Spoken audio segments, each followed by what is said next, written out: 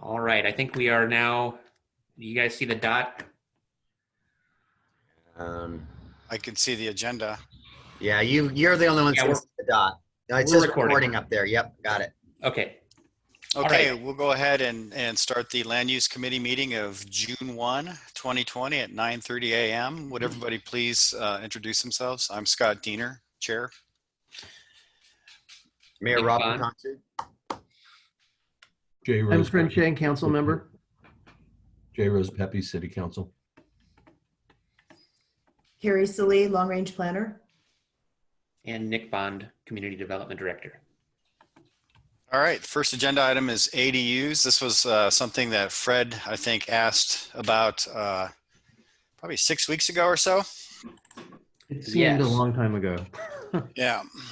So my understanding of this issue is that when we adopted our new form-based code, we made backyard cottages widely allowed in different parts of the city. And I believe as Councilmember Chang has looked into ADUs further, we've discovered some of the provisions of 20.68 are really barriers to construction. And so Councilmember Chang, I don't know if you want to talk about these issues. I think I know them, but since you're the one who called for this item to be on the agenda, I'll let you begin. Sure, thank you. Thanks for bringing it up. With 2068 and looking at it a little more carefully, there are three items that I question if they were still relevant to people having backyard cottages. Going through the document in order, the first one that I was concerned about is 20.68, number 4, general requirements, where we're talking about ownership and occupancy. And I understand that 20.68 point what? Could you be 100, 100, 20.68.100. It should be on the screen now. Ownership and occupancy. Yes. And I understand the intent was that whichever unit the owner lived in, whether it be the main house or the ADU, one of them was occupied by the owner. And I agree with that. I think that's fine. But in reading the language here, what I realize is that in the case where the owner may be renting out a room in their own home, does that mean that they cannot have an ADU? Or because it's saying here that, you know, they cannot accept any rent in their unit. in the principal unit? Yes, like about the 6th line down, owner shall record notice on title, and at no time shall they receive rent for the owner occupied unit. I thought, well, that makes sense when this was written, but there may be cases where an owner is renting out a room or a daylight basement in their own home. So in the case where they're doing that, does that mean that they cannot rent out the, you know, how would that work? Is that a conflict? Yeah, I see your point. I think that it is mainly the intent to ensure that an owner is on the property, not that they can't have a roommate in their house and then also rent out their accessory dwelling unit. So I don't have any issue with cleaning up this language or modifying it in some way. How does the committee feel about that as a change? That's fine. I'm good. What is your first blush on this? Just removing that, the latter part of that sentence? Yeah, I think that would work. I think they just need to attest to their occupancy. Of 6 months plus. Yeah. Yeah. I think that would probably work, but we'll work on this and come up with a draft that gets reviewed by the attorney, but I think we can fix that and get that routed as part of our next set of code revisions to the Planning Commission. Okay. Fred, was that the only area in the ADU code that you had concerns about? No, I had two more. Moving down to 9 under utilities. I think this made sense that there are no separately billed services except phone, cable, or internet, But what I was wondering about, so in this case, what's happening is that the ADU is running off the same water and sewer system. This is what's assumed as the main house. So there would not be any separate water or sewer billing. But I was thinking about electrical. What if the ADU had a separate electrical meter? Is there any reason that we wouldn't want it to?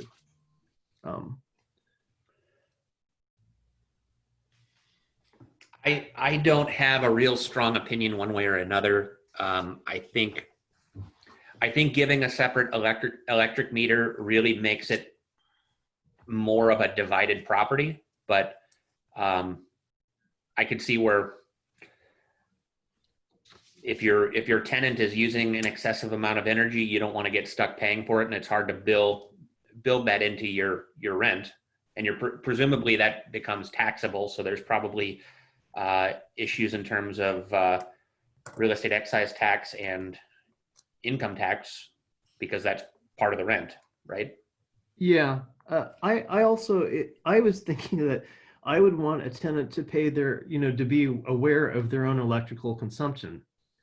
And if they don't have their own meter, they would have no motivation to conserve or even be aware. Like, I can understand that I would not want a separate water or sewer system. That would just be a complete nightmare, both for all the fees. But for electrical, I thought, why would we mind if the ADU had its own separate meter?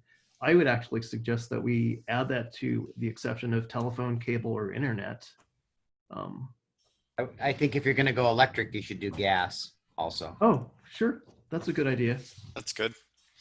I don't have a problem with those changes. I think, Fred, you make a compelling argument that if there's some incentivization to watch your electrical use, then you may not have space heaters, for example, running, around the clock, which can chew up a lot of electricity.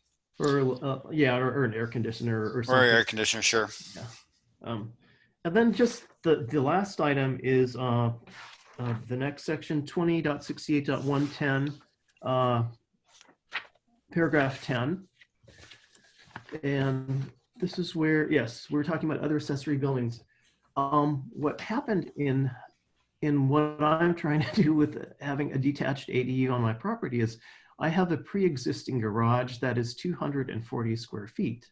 So in a case like mine, where there is a pre-existing garage over 200 square feet, I either need to take down the garage or I can't build a detached structure. And I don't remember this issue coming up, when we were talking about the form-based code, and I'm not sure, I wasn't sure the justification for this, why we would limit the number of buildings. I can understand the impervious surface, and that would be a concern, but just having another detached structure, that really puzzled me. Yeah, I think the intent, we do have a maximum lot coverage for the zone already that you would still have to meet, whether it's all in one structure or two structures. I think the idea here was that we were trying to encourage people to build garages with ADUs attached to the garage rather than a separate building. But if you have the land area, I don't know that having an additional accessory building is going to be a problem. So what about like some micro, didn't we still need sufficient setback requirements? And we have those already. So there has to be 10 feet, I think, between buildings.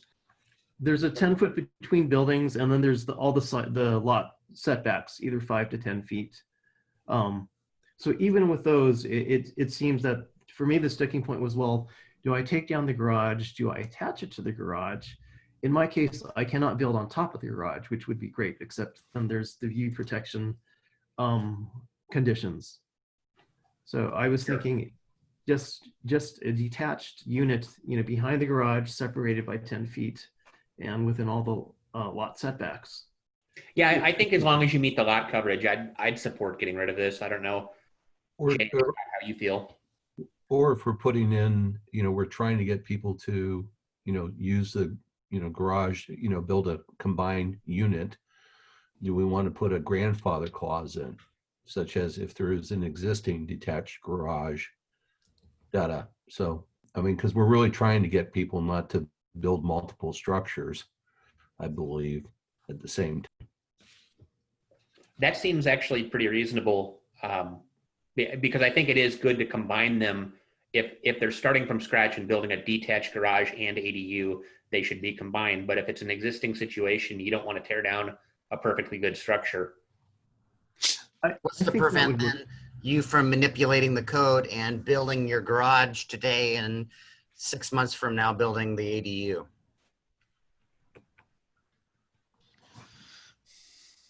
Yeah, I mean, Okay. it would have to be existing as of a certain date, but Yeah. I think if we put a grandfather clause in on a date, that would suffice. okay. That would work. So, All right. right. Yeah, I think we can pretty easily put together an ordinance that tackles all three of those issues and take it to the planning commission here this summer. So Thank you. Okay. we will proceed with that. And once we have a draft, we'll bring it back to this committee as well as bringing it to the planning commission. hey, great, thank you. I like all those changes, Fred. Yeah. Good sleuthing, Fred. Well, in the downtown area especially, there are a lot of pre-existing detached garages. And I think this area is perfect for people to consider building an ADU. So, All right. All right. Next item, fireworks sales. So this was on the agenda, I believe, at our last meeting. We talked about a lot of the fireworks stands that are occurring in the city are occurring either on vacant lots in zones that do not allow fireworks stands, or are occurring on church properties where fireworks stands aren't allowed, but it's more of an accessory use to the existing building. And so we're not looking to do any enforcement this year. And frankly, I don't think we're going to have the same level of fireworks sales that we normally do because of coronavirus. I think applications are down a little bit. But for 2021, our next season after the current season, we really need to either clean up our code or strictly enforce the code. And I think there's kind of a disconnect between what our code says and what our past practices have been. And a lot of people, if we had denied them permits, they really didn't have any time to respond or find a different site. So the issue here is, and I'm working on pulling up the code, fireworks stands are only allowed in the commercial heavy zone. I think that fireworks is an accessory use. I think there's latitude in the code to say that if you have a church, that fireworks sales are a typical accessory use to a church property, and it's not the primary use of the property. But the question is, do we want to expand in our zoning table where fireworks stands can take place? Because currently they're not allowed in the commercial corridor, the commercial mixed use, or any residential zones. And that's currently where we're seeing them pop up and where they have been for the last, decades. So we've got some time to fix this, but I don't want to wait again until next April and then realize that we don't have time to fix it. Nick, do you know how many properties would be affected if we made them go only to commercial heavy? How many out of compliance are there now, approximately? I would say that most of them are. I think there's maybe one fireworks. Don't we, Mayor, get a fireworks stand typically down on Bravo Terrace? In the vacant lot there. Yeah. So that Lot A, I one think it's is called. permitted. I think that there is latitude in the code for any church site that has a fireworks stand that would be okay. But most of the fireworks stands along Bethel that we see are currently not permitted via zoning if the lot is already vacant. And so a lot of the lots where you see them pop up are vacant parcels where there's some gravel and people are setting them up out in a field. So We're not supposed to be discharging them at all. That's not the issue. That's one, yeah. But why? I mean, a vacant lot is probably not a problem. So the question then is are we allowing them on all vacant lots? I'm going to share my screen right now. Hang on a second. Well, not in resident, it shouldn't be in any residential setting at all. So fireworks sales as a primary use are currently in the commercial heavy and the commercial or the industrial flex zone, which we don't actually have any land zoned industrial flex right now. It seems to me that you would want to extend them to commercial corridor and maybe commercial mixed use, except that commercial mixed use allows for residential development as apartments. And do we want fireworks stands next to residential uses? No, I think that's a land use conflict. You And mean like commercial corridor does allow for mixed use shopfront buildings, but it doesn't allow for standalone apartment development. So it is more commercial. But I could see expanding this to commercial corridor, and that's it. And then notifying anyone in the past who's had stands on these other sites that going forward, they will not be permitted and they're going to have to find an alternate location. I think that. Go ahead, Scott. I think that's fair, and plenty of advance notice given what's happening now and the trend. So question is, our commercial corridor, Bethel, that allows for mixed use also.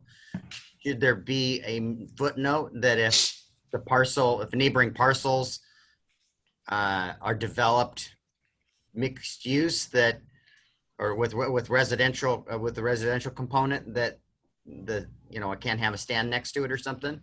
Yeah, we could put a footnote on this that says must be located a certain number of feet away from residential land uses. Mm-hmm. I think that's a good. So and the reason for that is just because of the intensity of the sales activity for, is it 3 days? Is it a 3-day sales period? I think it's 5 or 6 days. I think it starts on June 28th or 27th and goes through the 5th or the 4th. Okay. Okay. And whether it's intended or not, people do things they're not supposed to do. Right. So you mean like lighting them off there? Yeah. Oh, I have never seen that, but I'm not surprised. What's the radius that you would think would be an appropriate buffer between residential areas? I mean, 500 feet, 1,000 feet? 1,000 seems too big. Yeah. I think 500. 500. Is appropriate. Yeah. a block. We could potentially, I can have Carrie maybe do some mapping to show what this looks like and adjust that number based on the practicality and whether it eliminates too many of our existing sites. And if a lesser number, if 300 feet would provide more flexibility, we can look at 300 feet. But 300 feet is still a good distance. I mean, it's a football field. I'm okay with 300 to 500. I think 300 is too probably a more appropriate number. Yeah. Okay. All right. We will also work on that and bring it forward here through the Planning Commission. We're not looking to enforce any of this prior to the summer of 2021, but this gives us time to put together better regulations and notify anybody who's affected well in advance of their plans for a 2021 fireworks stand. Okay. All right. I've got to bug out, guys. I've got to get to another Zoom meeting. I'll try to come back when it ends. So You got to bug out before beekeeping. yeah, yeah. I just realized that Doug was going to speak to beekeeping, and I may not have sent him the new link. You want to? Let's skip beekeeping until Doug joins the meeting. Okay. I have a thought or a question about the fireworks, and I don't know if we could ever address or limit the areas of discharge. And I guess we can't. I know we can't even regulate the times of discharge. We can ban it outright, but that may be a little heavy-handed. I don't know, but I'm asking a question because I wish there was something that we could do about limiting the discharge. yeah, it'd be an enforcement nightmare. Yeah. Starting with my neighborhood. Yeah. I'll put my neighborhood against yours. Yeah. Downtown's pretty raucous.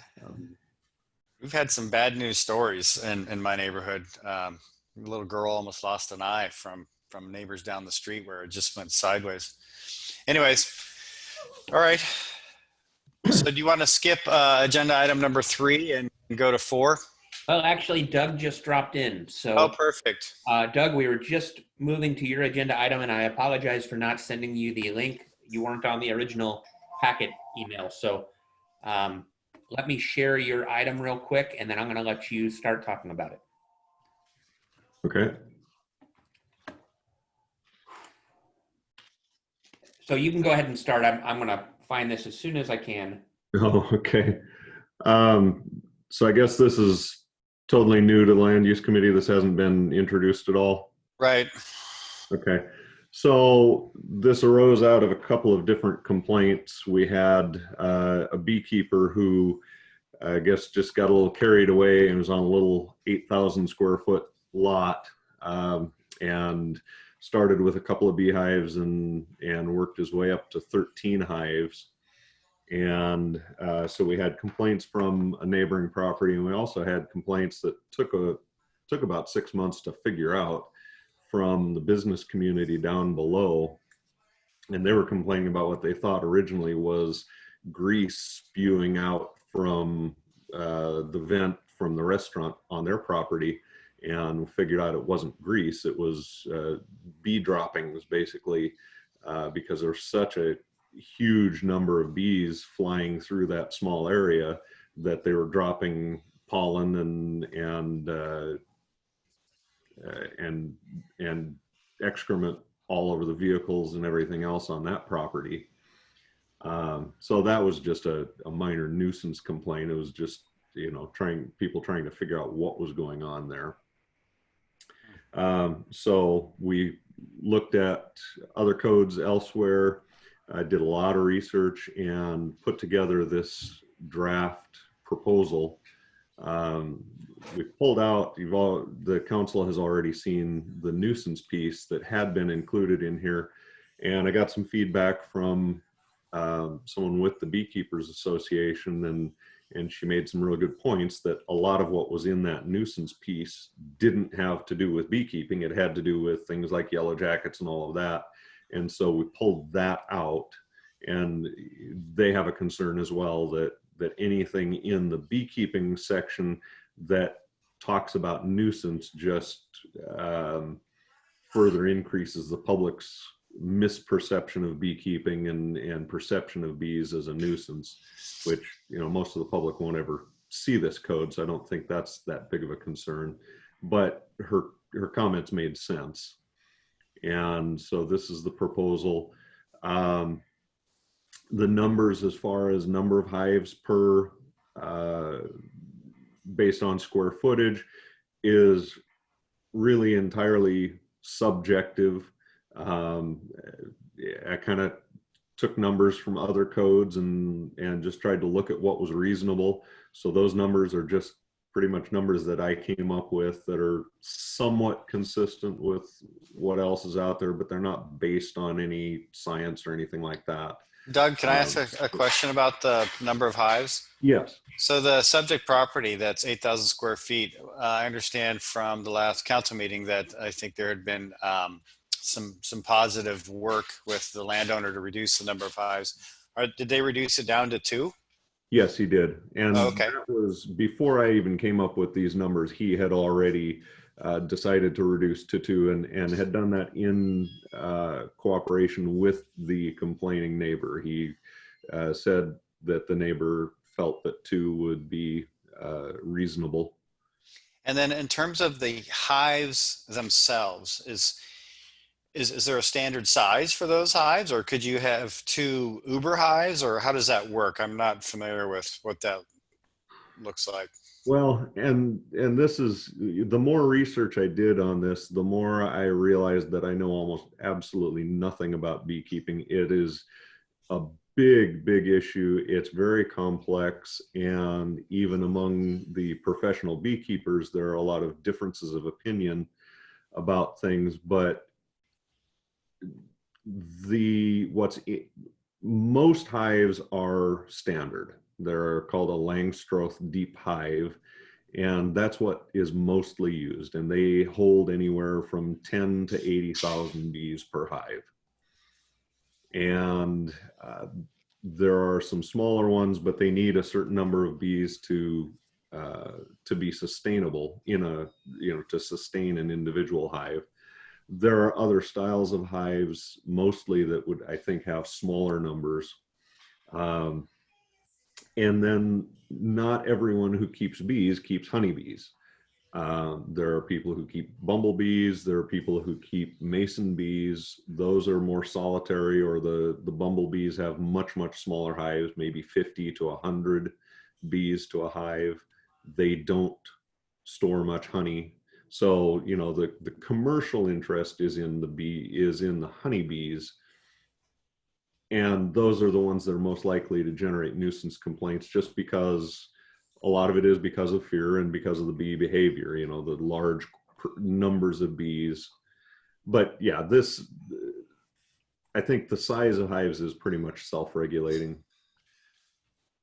One of the things I did try to do here, though, is to, some of the codes out there do specify that you can only have Langstroth hives.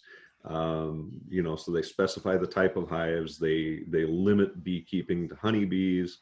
But really, as I've done the research, I found there are multiple different types of bees, and they each serve a different purpose. And in fact, some even consider the honeybees to be an invasive species because they displace native pollinating bees.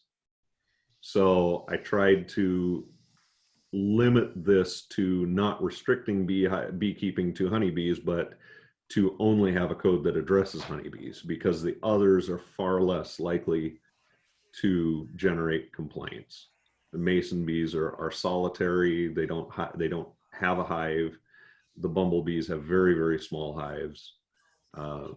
They're very docile. Okay. So, I have a Thank you. question. go ahead, Oh. Fred. I have a question about the lot. You said it's an 8,000 square foot lot. So is that like 40 by 200 roughly, or something in between? In Or this 2,000? case, it's even worse because it has a public alley that splits right down the middle of the lot, and so it's really two 4,000 square foot lots. And so yeah, they're both about 40 by 100. So you had 13 hives on these two very, very small lots. Okay, with the setbacks of like the 25 feet behind, the various ones in sections 1 and 2 of 0.50, would those two hives still be allowed with these setbacks is my question. In this case, on that lot, yeah, they would. He would have to have some sort of a barrier, probably on one frontage, because he wouldn't be able to get 25 feet from each side lot. Yeah, I was concerned about that being 40. Okay. So, So as and long as, in this case, he does have a barrier on one side, and so as long as he kept the hives 25 feet from the road, in essence, and kept them on that upper lot, then he would be fine. okay. Doug, this is my first thorough presentation of this ordinance from you, and so as I'm hearing you go through this, I have a few questions. First of all, it appears that we're not going to allow any hives on a lot smaller than 6,000 square feet. Is that correct? That's the way I put it. Like I said, these numbers are kind of out of the air, so this can certainly be changed. But I yeah, think we would need to put an extra line in the table here that says 0 to $59.99 that you're not allowed any bees. Right now, it's just silent on that. And then the other question is, I didn't see anything in the ordinance that actually amends the zoning table under agricultural uses. Is the intent to limit to allow beekeeping in all zones, provided you have this lot size, or is it only zones that allow for a single family home? Or I guess if a site doesn't allow for a resident to live there, are we intending to allow beekeeping commercially? I try, my intent was to make this applicable to all zones, and so I tried to write it in such a way that it would be, because you know, as an agricultural activity, you would want to allow it regardless of whether or not there's a house, for example, because you know, if it's an agricultural lot, now granted, we don't have much true agricultural use in Port Orchard, so you know, we don't need to address big, you know, 100-acre parcels with 50 hives that are there for farming use or anything like that. But the way I wrote it, I tried to make it zone neutral and land use neutral. So I guess a question would be, if we have property that is zoned like R4 or R5, where we only allow apartment development, right now this is allowing beehives on sites that are multifamily. And I wonder if that, I guess if it's a vacant R4 site, there's maybe no problem with somebody keeping bees there, but do we want beekeeping taking place in sites that people aren't there to tend them?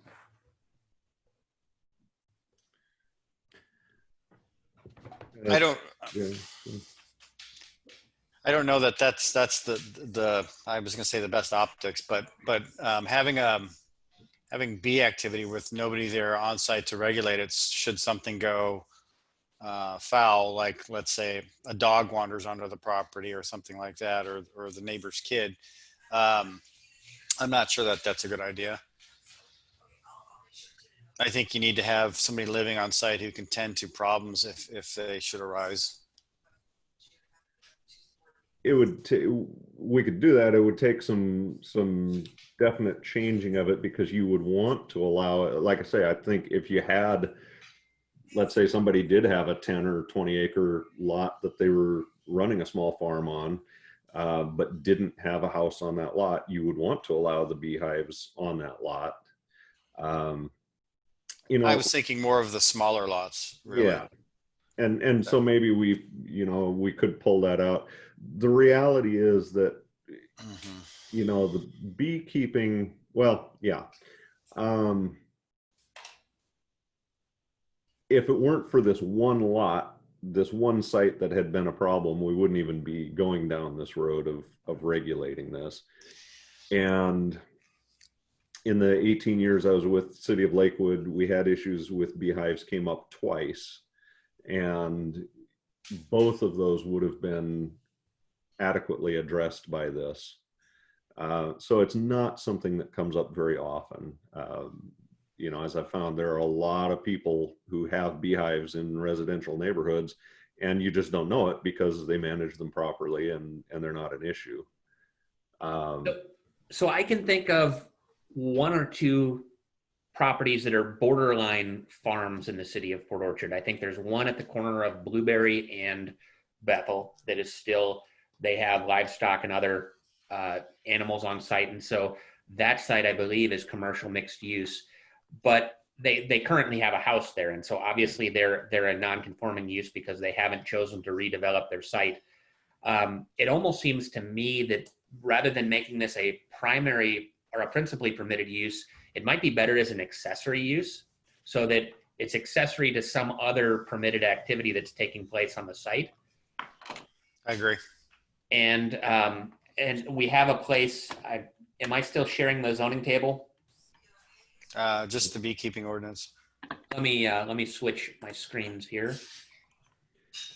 And you're right. There, like, as I said, there are almost no agricultural uses in Port Orchard.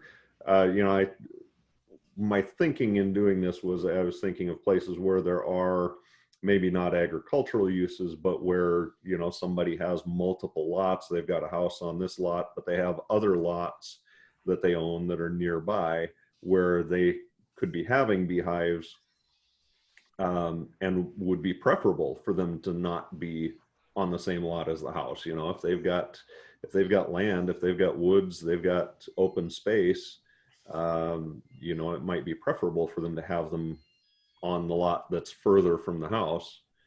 And that wouldn't be a problem for anybody because there wouldn't be any neighboring residential or commercial uses.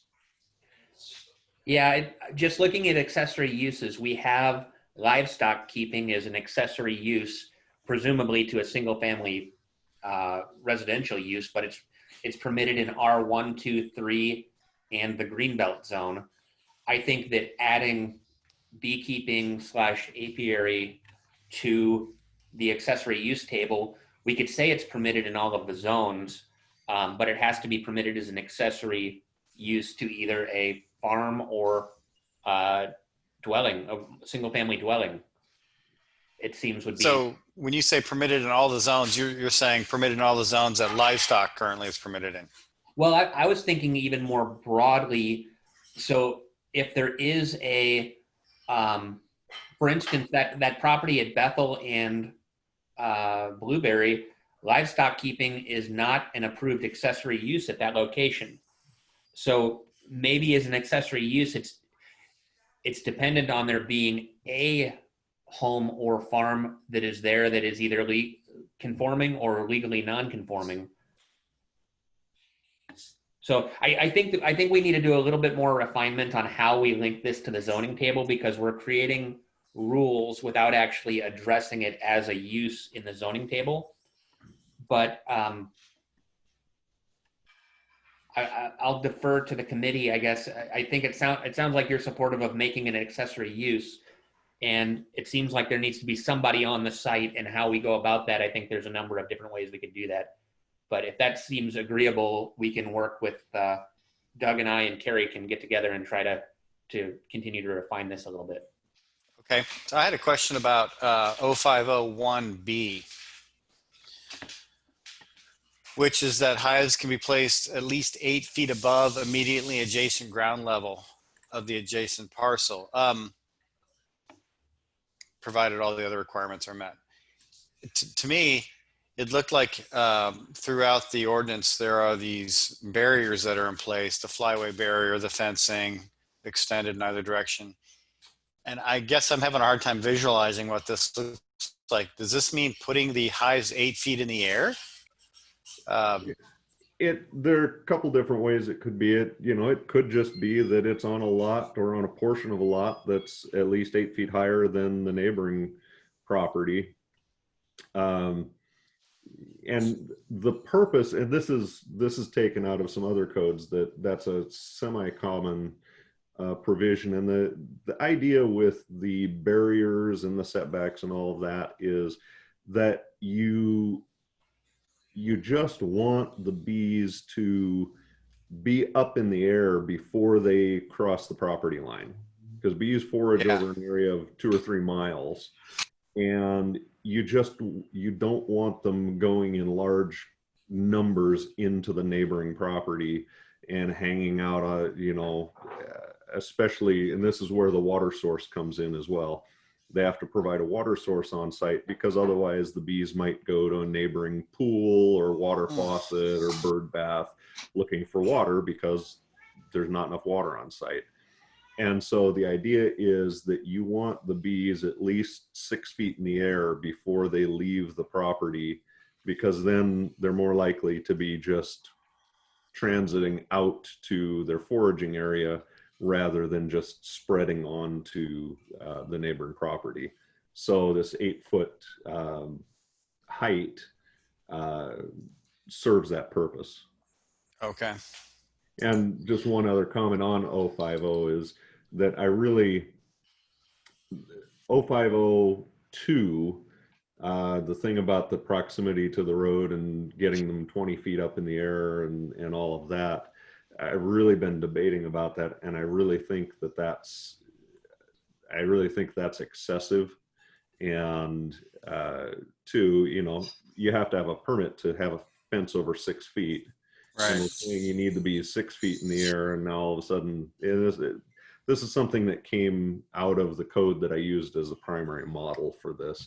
And I'm really thinking of taking out 2 or dropping it down to, maybe 6 feet in the air and 50-foot setback or something like that.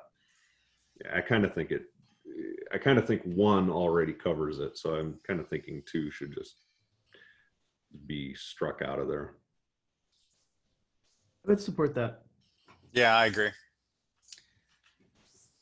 I'm still wondering if the 6,000 minimum parcel size is too large. I don't know. What do you think about 5,000? But would 5,000 meet all the setbacks of 25 feet? It could. And I certainly, you know, I'm not tied to these numbers at all. You know, I'm certainly open to changing them. Yeah, I think typically a 5,000 square foot lot is going to be 50 by 100. And if you've got to be 25 feet from a property line, you're not able to meet your side setbacks unless it's an unusually shallow lot. Yeah. So this is and excluding. even without the setbacks, you just put up your barrier and you still meet the intent of the code. According to the beekeeper that I've been talking with, she says that in Spokane, they actually allow beehives in apartment complexes. Really? Which, yeah, seems Wow. remarkable, but okay. Well, I think like you said, Doug, this is not an issue except in one instance, and you know, we're testing the waters a bit. We could start with 6,000, and if somebody wanted to do beekeeping on less than 6,000, we could consider ordinance change down the road if we needed to. But I think, you know, this is our dipping our toe into the water here, and I don't have a problem with you guys taking it back and refining the use table component of this, dropping that section on 20 feet in the air too, or maybe looking at 6 feet. Is there anything else? Okay. I'm going to do a time check. It's 10:20. I have another meeting that I need to get to at about 10:45. So, All right. all right. All right. We'll bring this back to this committee as well as the planning commission once we refine it a little bit more. All Okay. right. Thanks. Okay, Thank you, Doug. thanks. Multifamily tax exemption areas. All right. So this, I'm going to share a new document here. We brought this up last year, and I believe the committee membership has changed slightly, and we wanted to check in based on where we left off. I've got so many things open on my desktop. I'm looking for the copy of this. Let me see here. Carrie, was that a Word document or is it a PDF? PDF. Well, what you sent us was a PDF. I think the maps were PDFs. I'm still looking for the actual text. In any event, to outline the multifamily tax abatement scenario, first of all, Councilmember Diener, I know you've been on this committee since last year. I can't remember Fred or Jay. I think are you both new, or were you here last year for this discussion? I'm new. You're new, Jay. So do you generally understand how multifamily tax abatement works? Obviously, we approved one at the council meeting a couple of weeks ago, but the 8-year versus 12-year? I'm comfortable. We had a good discussion about a year ago on this. Okay, perfect. So the idea here is that we had a request, and actually the agreement that we approved about a week and a half ago was for a property where somebody came to the city council and said, would you please add my property to the multifamily tax exemption area? And council said, well, we're happy to do this, but we really need some criteria to figure out how to, and I just found the document here. Can you guys see the criteria? Yes. Okay. Yeah. Can you blow it up just a little bit more? Yes. Okay. All right. So the idea here was that we have 12-year abatement, and in exchange for 12-year abatement, the city is getting affordable housing. And so that's a pretty straightforward type of exemption because the benefit to the city is enshrined in state law, and the only criteria is that it be within a designated center. And so we've provided a new a new type 1 tax exemption map, and we basically mapped our transit service corridors, and we said, you know what, we want this to be in centers, and we want it to have access to transit for the 12-year property tax exemption. The other thing that we found out as we administered this, we issued one certificate for 12-year tax exemption for the Overlook apartments, and we found out that actually a market rate apartment in Port Orchard, which is not reduced in any way in rent, qualifies as affordable because Bainbridge Island and the north end of the county skews our adjusted median, our median income. Oh, wow. So we looked at some other examples, and in Seattle, they've actually adopted more aggressive targets for what constitutes affordable housing. And you can see the bullets here. If you're going to provide a studio, it has to be affordable at 40% of median income. So it is truly a subsidized housing type. Likewise, for 1-bedroom, 2-bedroom, and 3-bedroom units, they have to be affordable to people at certain income levels. And we've specified the rent amounts based on the 2020 or 2019 data that is provided through HUD.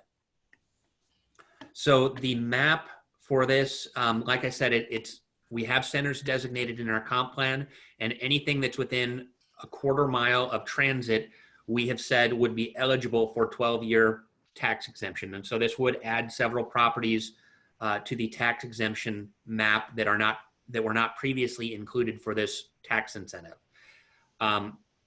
So does anybody have any questions about the 12-year, which we're calling type 1?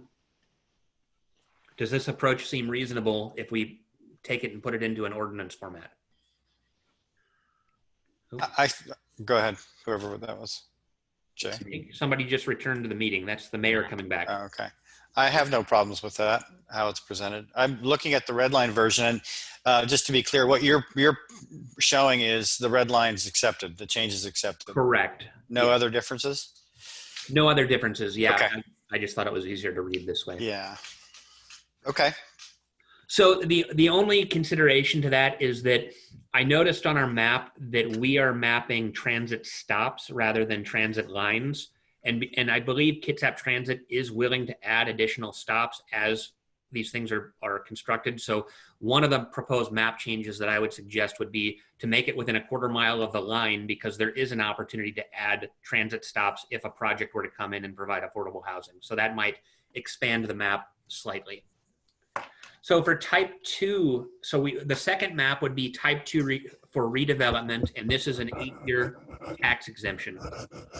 And we wanted to make a tax exemption available to people who are doing redevelopment. And I think the best example of this is the South Kitsap Mall, which I think most of us would agree could use some sprucing up and enhancement. And if that enhancement included the construction of multifamily housing as part of redevelopment, we think that's something that we would want to encourage. So the idea here was that this would be limited to properties within a designated center that have abandoned buildings, underutilized buildings, or contain structures and improvements with an assessed building value to land ratio of, and I think this should actually be 1-to-1 or more, meaning that the building value is very low relative to the land value. I would say that we may want to include more flexibility on this, because I'm not sure that the mall actually meets these criteria, because it's not abandoned, it's not underutilized, and the value of the building is actually still relatively high relative to the land value. And so we may need to have some other, like a third option that says, or sites which the council has identified as priorities for redevelopment, that would allow us to add, really target on the map which properties we want to use. But the clear thing here is that you can't get this type of exemption on a vacant property. So I think that's pretty straightforward. Our attorney felt comfortable with us taking this approach for the 8-year. And you're looking for a recommendation on the ratio? Yeah, I think a recommendation on the ratio would be good.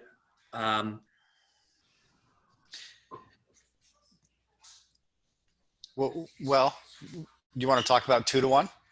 Sure. So if it's a 2-to-1 ratio, it would, I guess that would allow more redevelopment than if it's a 1-to-1 ratio, right? Right. So I don't know, for instance, off the top of my head, what the ratio is on the South Kitsap Mall site, but I think it is still more than 2-to-1, a 2-to-1 ratio. So I think the other thing that you risk if you set this too high would be, I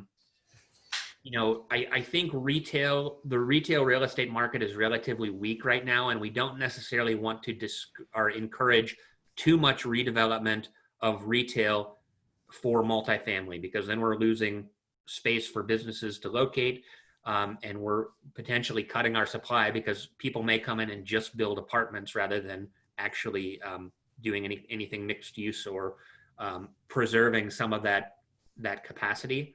So there's really, I think, unless it's a specific site like on this is that you could, if they can't reduce the amount. So like in the mall, we're looking for them to build an additional building or add on to that building. So could we do this increase that ratio, but then require that the retail square footage not in this redevelopment not be diminished? I think that could be an alternative, maybe. Say that for sites over a certain ratio, this can be approved on a case-by-case basis, provided that you don't, that you replace the commercial square footage. Yeah, at a 1-to-1 ratio, or 1-to-1 or greater. Yeah, or some ratio. I think if somebody wanted to tear down, I mean, if the South Kitsap Mall were to go away, and that whole site redevelop, I don't think you would be able to get as much commercial square footage that is there today, but I think you would get some commercial square footage out of that. So maybe it's not 1-to-1, but it's a different number. But I think we can come up with something there to have a fourth option for redevelopment. And then, are you guys comfortable with 2-to-1 ratio then? I'm comfortable with 2-to-1 for moving it forward. All right. And higher with some sort of, but I mean, even the mall, they could do some sort of a housing over the top of their parking. Or, Yeah. I mean, there's all kinds of options they could do. They got a lot of land there. Sure. My only observation is that I see the tax exemption as something that we could use to encourage development in parts of town. And, I was thinking the downtown area where it's harder to develop. And then we had this area next to Fred Meyer that's very desirable, and I don't feel really needed it. But then it sounded like they wanted the tax exemption because someone else got it. So it's diluting the effect of what I thought it was the original intent, which is incentivizing development in certain areas. So I don't know if there's any way we can get back to like South Kitsap Mall, I think is an area that would be perfect for encouraging, whatever the ratio is, 2-to-1, 3-to-1. So I think so on that's type, my concern more than I the think on transit type 3, stops. that's what we're getting at, is for vacant sites, we wanted to have a lot stricter conditions for granting the benefit. And we wanted to get a win-win situation where the city is going to come out ahead in the long run and the developer comes out ahead. So, Right, so we're moving on to type 3. What's that? Moving on to type 3 discussion. Yes, perfect. So again, type 3, we've revised this one quite a bit. We've said it's located, again, only within designated centers. And we've simplified this at the advice of our attorney because the state law gives us very specific criteria that you can include, and it's parking and it's zoning and design, building design. And so we've simplified it to requiring at least 50% of parking within the footprint of a building containing multifamily units, either in a parking structure below grade and then also establishing a minimum density. So you would be eligible on a vacant site if you did all of these things, which we believe is going to result in more units being constructed per acre and more long-term tax revenue to the city. So this is a true win-win. I think the other scenario under option 2 is to help subsidize the construction of mixed-use shopfront buildings. And these are buildings that are more expensive to build because you're doing like a podium-style construction with either a concrete first floor with wood frame above, And it's just more costly, and typically the residential use is subsidizing the commercial use. Also, we would be receiving tax on the commercial part of the building immediately because that is not exempt. So this is purely to encourage mixed-use shopfront buildings to be constructed. Finally, the third one would be to use the TDR program. And again, no, I don't believe anybody has used the TDR program in the county to buy additional building height. But we feel that if you're going to build a building that has this height, we're getting the same sort of benefit. We're getting either a taller or more valuable building than is otherwise allowed by zoning. And so long-term, the city's return on taxes would be higher if somebody participates in this program than if they don't. Mm-hmm. So I think these are three examples of ways that the city would come out ahead and the developer would get an immediate benefit to help their upfront construction cost and financing. Okay. I think this is, go ahead. As we move this to the planning commission, can we make sure that we inform our junior taxing districts? We were criticized in particular by the fire district when we implemented this previously. So can we make sure the library district, school district, the fire district, they all live on property tax, and the port? They all live Sure. on property However, tax. this doesn't go to planning commission. This is a financial policy that goes straight to council. Okay, so as we move this forward, just make sure that we notify those Will do. parties and maybe even provide them copies of the changes Will that do. we're proposing.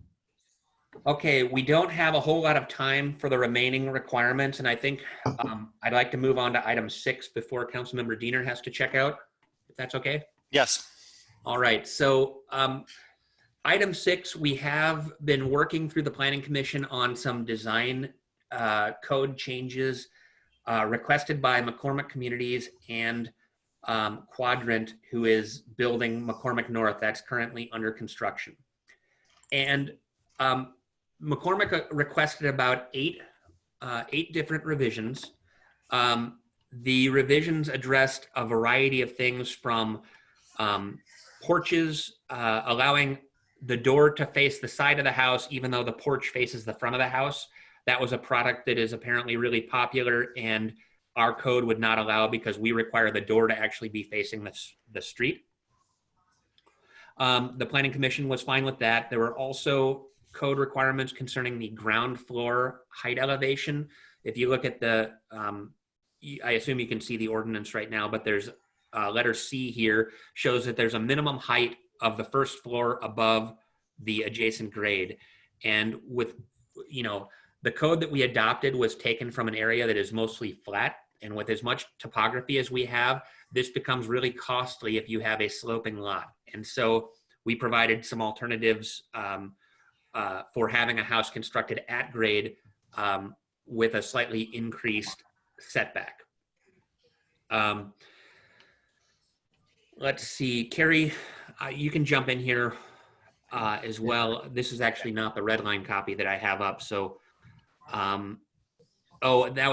another issue that we had was that our code required that a porch be 50% of the width of the house.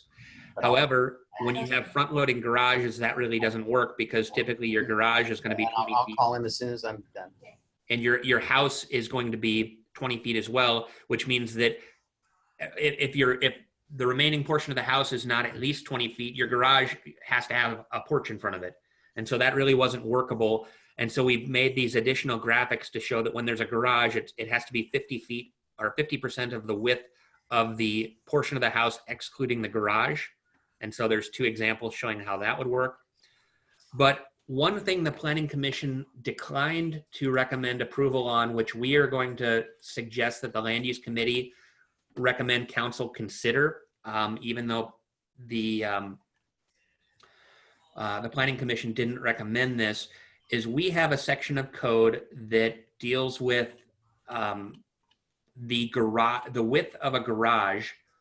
And I'm sorry, I have too many things open on my screen. It takes me a minute to find what I'm looking for.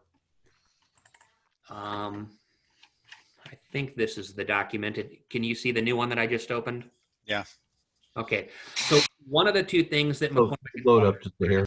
was wider driveways for townhomes. And this is one that both staff and the planning commission recommended against. Currently, if you're narrower than if you're a townhome, unless you're 40 feet wide, you don't get a 2-car garage because it takes up too much of the front of the house. They wanted 2-car garages on the front of townhomes that are less than 30 feet wide. And we felt like as a building elevation, this was really kind of unwelcoming and harsh. But that's something they would still like to see in the code that they think would encourage them to build more townhomes.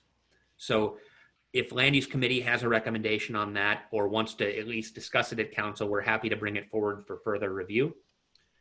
The second issue that we had, and actually that was also the wrong document, we require for a 3-car garage, our code currently says you have to have at least a 74-foot wide lot.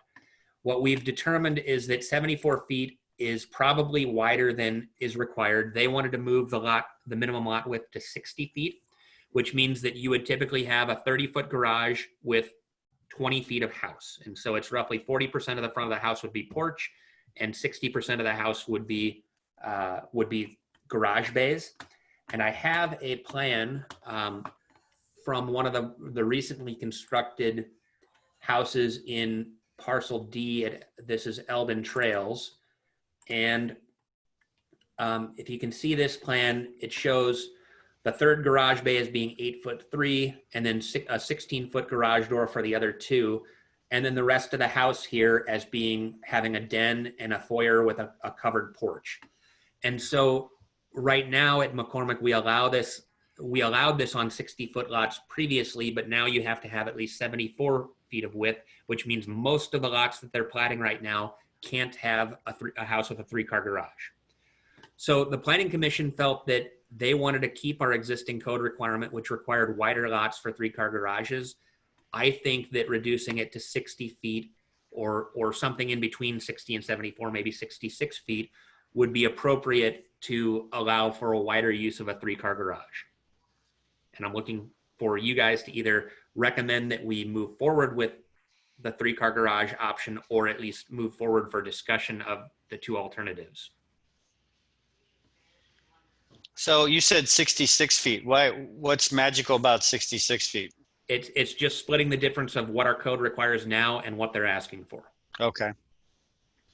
So we tried to use this example, this house plan as a good example of what the garage width is likely to be relative to the overall lot width. This is a 50-foot house, presumably on a 60-foot lot is what you're seeing right here, because you have to have 5-foot setbacks on the side.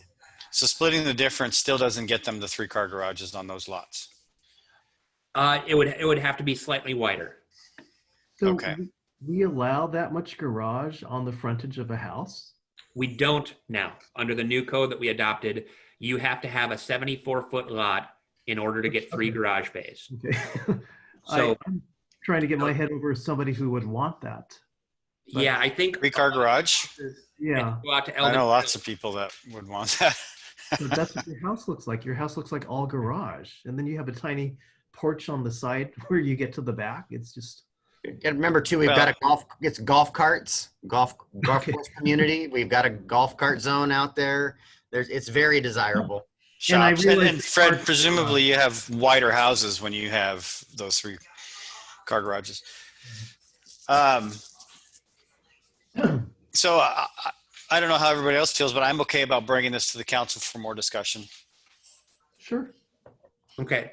So we'll bring 2 versions of the ordinance, assuming that the planning commission recommends it at their hearing tomorrow night. We'll bring the planning commission recommendation and then the planning commission recommendation plus the 3-car garage provision. Do you have an interest in discussing the townhome driveway width provision as well?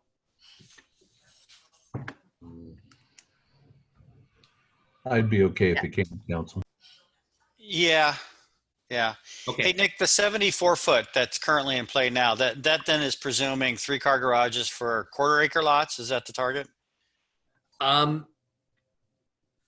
haven't done the math on whether it's a quarter acre or not, but it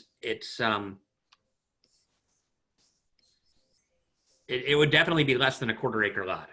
Definitely less. Okay. Yeah, it's I mean, I think you're allowed a 5,000 square foot lot in that zone. So it's a 3-car garage on a Okay. 5,000 square foot lot. Okay. All right. Yeah, let's bring it to the council. So I'll ask, since I have 2 minutes before our chair has to go, the comp plan docket is pretty well ready to go. I believe that will be recommended tomorrow night. Did you have any questions about any of the amendments that were coming forward that I can answer quickly, or were you comfortable with that going forward? It'll go to work study in June is the plan right now. It essentially was just correcting some mapping errors, right? I mean, Yeah, that's what I thought. There was one citizen proposed amendment to amend a center boundary to Oh, include right. all of their property as opposed to splitting it. And there's some capital facility changes that are going to facilitate us adjusting our capital facility charges for water and sewer by adding some projects into the plan, as well as a stormwater project. Okay. And then there was the transportation improvement program. So our 6 and 20-year TIP update is also included. Did staff have concerns about expanding the center at the request of the landowner there? No, it still fits the PSRC criteria for area. Okay. The purpose for the expansion was because he wants tax exemption on that property, but currently he's way farther away than a quarter mile from transit.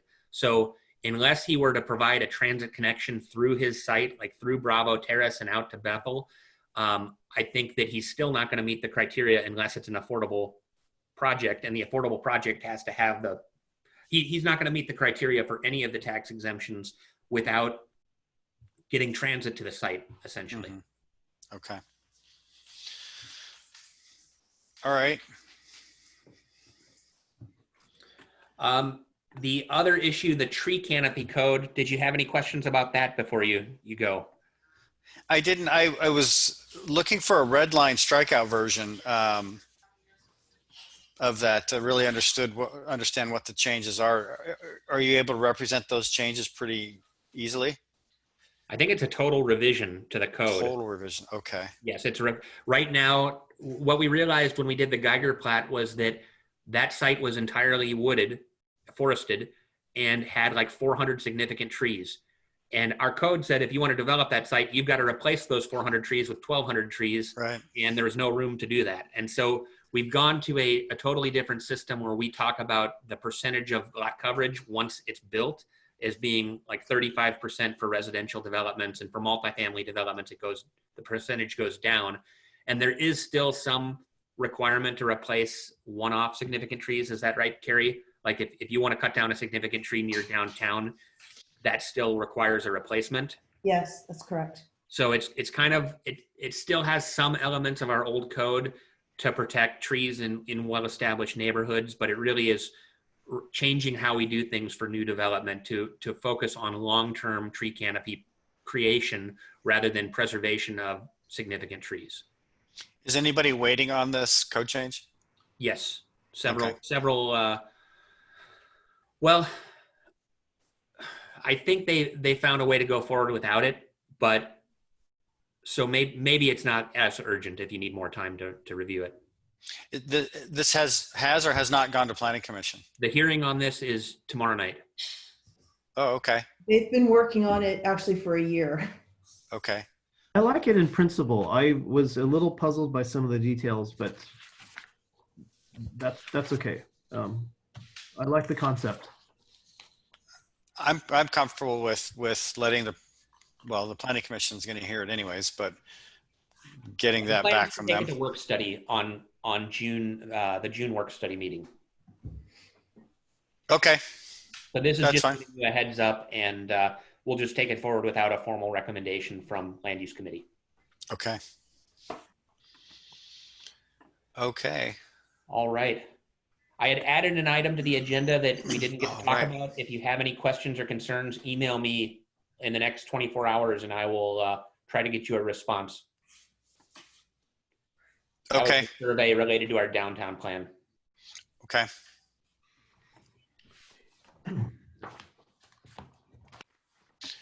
All right. Is there anything else for the good of the order? I think we're adjourned at 10:48.